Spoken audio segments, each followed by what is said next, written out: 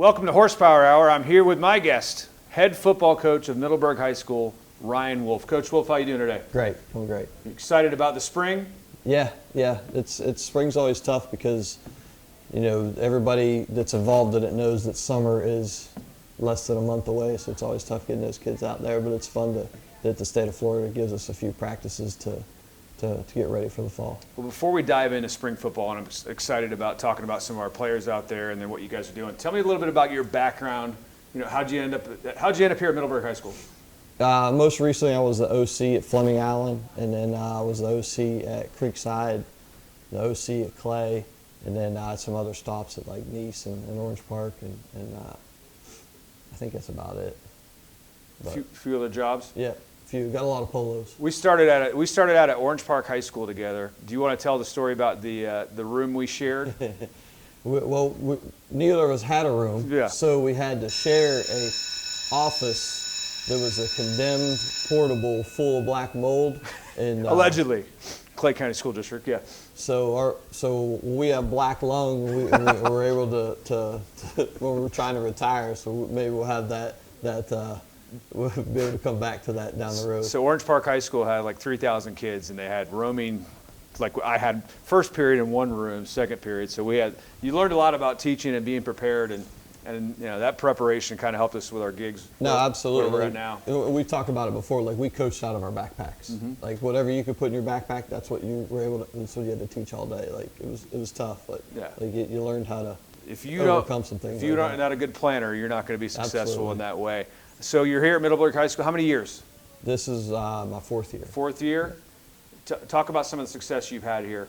Well, we started out 5-5 that first year. It was the first non-losing season they'd had in 20-something years. And then the last 3 years we went to the playoffs, which has never been done in school history. And then we went 7-3 this past year. Again, I think that's the best record they've had in probably 20, 25 years. So I'm pretty happy with it. We sent a lot of kids to play college football, which I'm real excited about. We have anywhere from 5 to 12 kids sign every year who play college football, which is awesome. GPA's up, so those are always some things that I'm really excited about that we've been able to do here so far. Awesome. And that's one of the coolest parts of this job is seeing those kids as they go have signing day and then they get a chance to go and play sports in college, get their college paid for. It's really cool. You've been very successful in doing that. Top of your head, how many kids do you think as a coach that have played for you have played or are playing college football? Oh, I bet just, me and wherever I've been in different places, and it ain't just me, usually the staff chips in on it, but I bet probably over 100 kids to go play college football in my 22 years of doing it, so a lot. So high school football, you get to sit, you sit in the stands and you hear everyone talking about call this play, run this play. Like what all goes into, walk us through a week of a high school football coach and how it translates to Friday night. Because I've always been really interested in that process. And there's no other sport where you practice every single day and then just have one game. So go ahead. We'll start with, obviously when the game's over on Friday night, like as soon as the game's over, we're uploading our film, and then we're exchanging film with our upcoming opponent. And really Saturday, I bet on average I could watch probably 4 to 6 hours of film on our upcoming opponent. And then on Sundays we usually meet and we put our game plan together. So Sunday, like all the work's usually put in on the Saturday of watching film and talking to the staff. Hey, do you see this? Hey, you see this? You like this? What do you think about this? And then Sunday we put that plan together.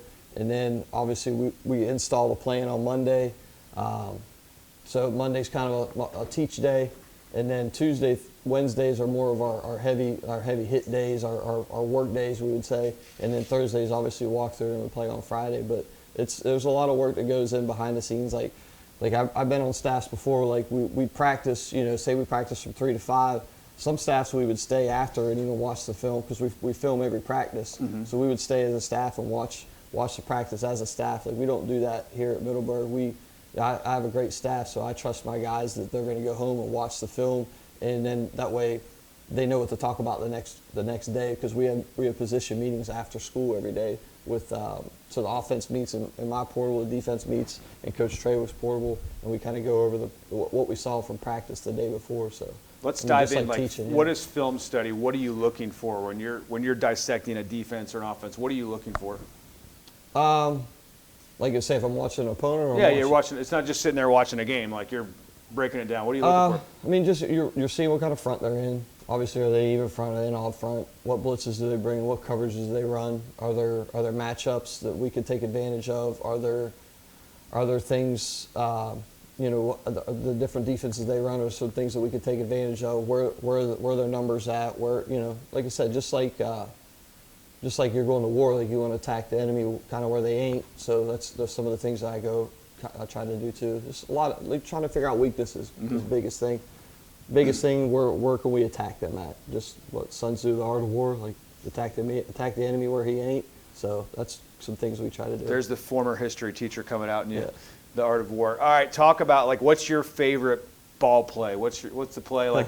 If you had if you could draw it up and teach it, what's your favorite ball play out there? Power. How's that work? Down kick. So down kick. You talking about the offensive lineman? Yeah, basically the O-line's blocking down, backside guard pulls, the fullback will kick the play side. We're trying to hit it in A-gap. It's a good football play. We've had a lot of success running it from every year that I've been in OC. That's always kind of the staple of an offense that I'm involved in. So spring's coming around. What do you see? Talk about like who are some of the kids you guys are counting on to make plays and be the leaders out there? We got a good group coming back. You talking about offense or defense? Offense, defense, yeah. Like who's the if I'm coming to the spring game against Impact Christian here on Friday, the 16th. The 16th. You're coming out to check that out. Who am I looking at on a Bronco uniform that's going to be successful for us this year? We got a really good-looking running back named Geno Addison.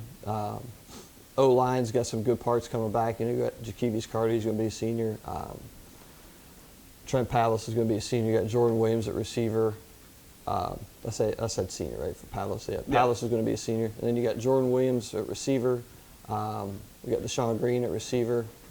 I'm trying to think. We got trying to break in a couple new quarterbacks. Got Jay Marino and Dalton Motes playing quarterback for us. Defense has a lot of returning guys. We got Kingsley Roseme, the Swilly twins are new additions. Caden Hannafin, Floyd Reed, Jordan Evelina is going to play corner for us this year. We got a lot of good pieces coming back on both sides of the ball. So we got a chance to have a decent year. My boy Brad Darnold down there. Oh yeah, we got Brad Darnold, Gabe Baker. Gabe Baker, good. So we got the whole D-line. We should have a pretty good D-line this year, I think. Awesome. Yeah. What are you looking for? Like after the spring's over, what do you consider like, all right, this is a successful spring kicking into the off season? First and foremost, staying healthy. Like that's probably every coach's goal in spring is like, A, you want to get better, you want to get some work in, but you want to stay healthy. And I think just getting a head start on fall of finding what positions we have solidified and maybe some positions that need some work. So I think that's the biggest thing is finding your pieces for the fall. You get 20 practices or whatever to be able to plug those pieces in from the guys that graduated or maybe moved on to another place. So that's the biggest thing. Another cool thing about the spring ball is our incoming 8th graders get to come in, and you had a pretty good turnout last night? Yeah, we had like 20 kids show up last night, which I think's the most we've had on the first day, because usually not all of them show up that first day because they may not have their physicals done, they may not have known what day it was, or the paper that I hand out to them when we visit down there, they probably didn't give it to mom, so they probably don't know what day. So usually we don't have that many that first few days, but it was nice seeing 20 kids out there. That's awesome. Yesterday, yeah. So the future is bright for Middleburg football. We're excited about spring coming up, playing in that spring game. Let's kind of go back and talk about some of the players we've had here at Middleburg High School. Talk about you got some guys that have gone off to college. You got some guys that had some real good careers. Talk about some of the success stories here at Middleburg. No, I mean, obviously Mike Mitchell would be the first one that everybody usually wants to talk about. Like, we had him for 2 years here. He was, great kid, little rough around the edges, and Mike will probably be the first one to tell you that. And then, he went off, played at Utah, and now he transferred, and he was at Arizona this spring. Was the number 2 back on the depth chart and tore his ACL. But Mike's always going to be a success story for this place. TJ Lane's playing at West Florida.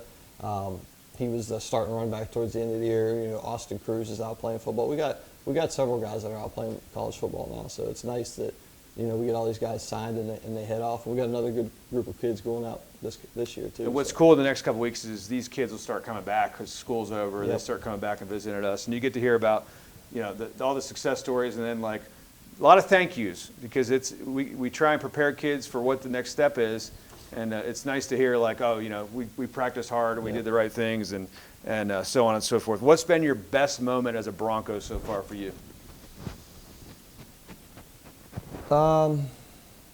Obviously signing day is always awesome. Like I like seeing those kids sign, but we're talking about like a game, that game that we had versus Clay, and I think the when we were down like what, like for 28 points 30 or points or something like that, and came back and won. I think that was one of those like program like, all right, like we're ready to take, we're starting to take that next step, like because I think like maybe Middleburg teams in the past would have been like, all right, that's a wrap. It's same story, different day. Like I think we were able to come back and those kids still believe that what we're doing is good. Like I think that was probably one of those program changing like Absolutely. like days of like it was crazy. Like that's one of the better moments I've had, like even as an assistant. I've had some good ones of those too. Long career, what's been the coolest? I probably know the answer to this, but what's your favorite game you've been a part of? When I was the OC at Clay, we played. They still talk about this game. Like every once in a while, like the news reporters will reach out to me and they'll be like, "Hey, like this is the 2-year anniversary. This is the 5-year anniversary. This is the 10-year anniversary of this game." But when I was the OC at Clay and we played Bishop Kenny in the playoffs and we won that game 74-73, it was really awesome for just a bunch of reasons. Like the stands are packed. Like we ended up playing for a state title that year. That's the most combined points in the history of a high school Florida football game. Like was it 73 or 74, 73. Like it was wild. It was really fun to be a part of. My brother passed away a few years ago. He was sitting right in front of me in the stands because like if you ever been to Bishop Kenny, like they don't really put you in. There's no press box to put the coordinators and stuff that go up top. So like I'm sitting in the stands with like a table and like my parents are sitting right in front of me, my brother's sitting right in front of me. So that's a really cool memory to have a game like that and like everything that went into it. Like the kids were ecstatic, the fans were ecstatic. Like I'm still friends with a lot of the coaches on that staff. Like it was a really cool experience. That was a lot of fun. Awesome, a lot of fun. Defensive coordinator might need some help on that one, right? Right, Coach Stillano. Yeah. Talk about for you, like what are you guys looking at as you start into the summer? What's the most important heading into the summer, into the fall, because that's when all the work takes place. What would you say? I'm a Bronco football player. What do I need to do to be successful? I truly believe like you don't win games in the fall. Like you win the games in the winter and you win them in the spring, you win them in the summer. Like the summer is probably the most important season of a football season because of all the work that we put in. We go 3 days a week in June and 4 days a week in July. Like it's weightlifting. We lift for probably an hour and a half, hour and 45 minutes every day. We're doing conditioning, we're doing football, 7-on-7, all that stuff. So the summer's just a bunch of stuff. Like all combined, like we're able to get so much work done in those 4 hours that we're up here. So you got to show up. Yep, got to be here to be successful. Here's the segment of Horsepower Hour. You get to ask a question of the principal. So go ahead. I know, like we always talk about, like I'm big on let's make this experience, a high school experience, the best that we can make it for these kids. Like the minute they step foot on campus, we're trying to create a great high school experience. Like what would you feel like is the best experience that those guys or fans or anybody can take away from a Friday night that we put on at Middleburg High School? That's a great question. So I think school should be fun, number one. Like today's anything but a backpack day, and you got kids like coming around, they got what they brought. Like this should be a fun experience. It shouldn't just be coming to school and having God bless my math teachers, but algebra wasn't my favorite subject. But the teachers and the people and the experience is what makes it fun. I will tell you, like the first Friday night of the school year for football sets the tone for the rest of the year. Yeah. If our football team comes out and people aren't excited about it and the band's not there and the cheer, like that's an entire experience. So it's important. And I'm not saying that any sport's more important, but like that Friday night sets the tone with your school year with just the energy. Like school should be fun. There should be energy. It's horsepower. And we can talk about horsepower was actually coined. It was something we talked about like whenever Coach Stillano and you and I started here. It was like, what's our hashtag going to be? And I'm pretty sure you came up with horsepower. Like, what does that mean for you? It's just like I said, like you want to have like something that like the people know outside. Like I remember back in the day when I was at Nice, we used to always say the N means football. Like you know what I mean? That N for Nice, that means football. Like I wanted something to, like, when you hear horsepower, like Middleburg High School. Yeah. Like it's automatic Middleburg. Like if you say Middleburg anywhere, or if you say horsepower anywhere in North Florida, like most people are going to associate horsepower with Middleburg. Like I think that's like branding. Like we've branded the horseshoe, we branded the horsepower thing. Like I think, like we get mad about it too. We like when we see other people like tag a hashtag horsepower. Like, well, that's not yours. That's ours. So. It's pretty cool, and I think it's the energy. Horsepower is the energy. Horsepower is expectation. So we definitely have high expectations here. Coach, it's been fun, man. Appreciate talking to you and sharing a little bit about the season. Don't forget, we got May 17th. May 16th. May 16th. Friday, May 16th. We're playing Impact Christian here at home. Tickets available on the GoFan app. Fill it out. Check out the spring ball team, what we're looking like as we head into next season. As always, thank you for watching Horsepower. My name is Martin Aftuck, principal here. It's a great day to be a Bronco. Go Broncos. Thanks, Coach. Thanks, Coach.